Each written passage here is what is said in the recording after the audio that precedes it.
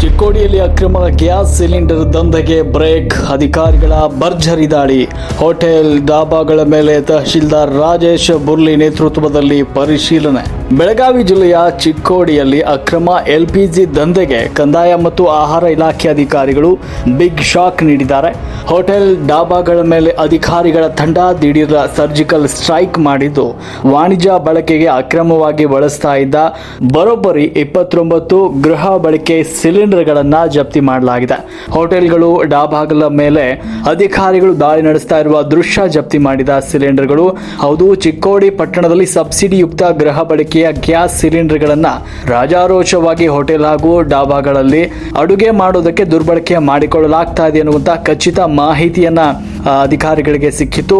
ಈ ಮಾಹಿತಿಯನ್ನ ಬೆನ್ನತ್ತಿದ ಚಿಕ್ಕೋಡಿ ತಹಶೀಲ್ದಾರ್ ರಾಜೇಶ್ ಬುರ್ಲಿ ಅವರ ನೇತೃತ್ವದಲ್ಲಿ ಆಹಾರ ಇಲಾಖೆ ಅಧಿಕಾರಿಗಳು ದಿಢೀರ್ ದಾಳಿ ನಡೆಸಿದ್ದಾರೆ. ಪಟ್ಟಣದ ಪ್ರಮುಖ ಹೋಟೆಲ್ ಹಾಗೂ ಡಾಬಾಗಳ ಮೇಲೆ ಏಕಕಾಲಕ್ಕೆ ದಾಳಿ ನಡೆಸಿ ಪರಿಶೀಲನೆ ನಡೆಸಿದಾಗ ವಾಣಿಜ್ಯ ಸಿಲಿಂಡರ್ಗಳ ಬದಲಿಗೆ ಗೃಹ ಬಳಕೆಯ ಸಿಲಿಂಡರ್ಗಳು ಅಕ್ರಮವಾಗಿ ಉರಿತಾ ಇರುವುದು ಬಯಲಾಗಿದೆ.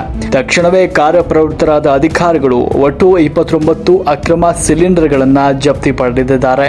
ಸರ್ಕಾರದ ನಿಯಮಗಳನ್ನು ಗಾಳಿಗೆ ತೂರಿ ಸಾರ್ವಜನಿಕರ ಸಬ್ಸಿಡಿ ಸಿಲಿಂಡರ್ಗಳನ್ನು ವ್ಯಾಪಾರಕ್ಕೆ ಬಳಸೋದು ಗಂಭೀರ ಅಪರಾಧ.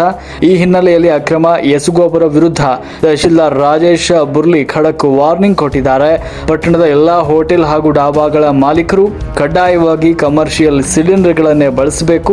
ನಿಯಮ ಮೀರಿದರೆ ಕಠಿಣ ಕಾನೂನು ಕ್ರಮ ಎದುರಿಸಬೇಕಾಗುತ್ತದೆ ಅಂತ ನೇರ ಎಚ್ಚರಿಕೆ ಕೂಡ ರವಾನಿಸಿದ್ದಾರೆ.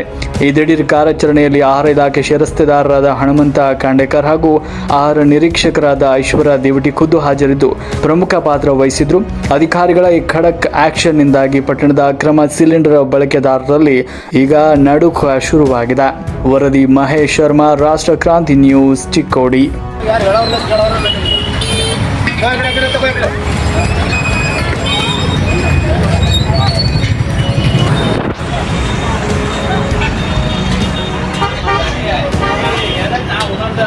ಐತೆ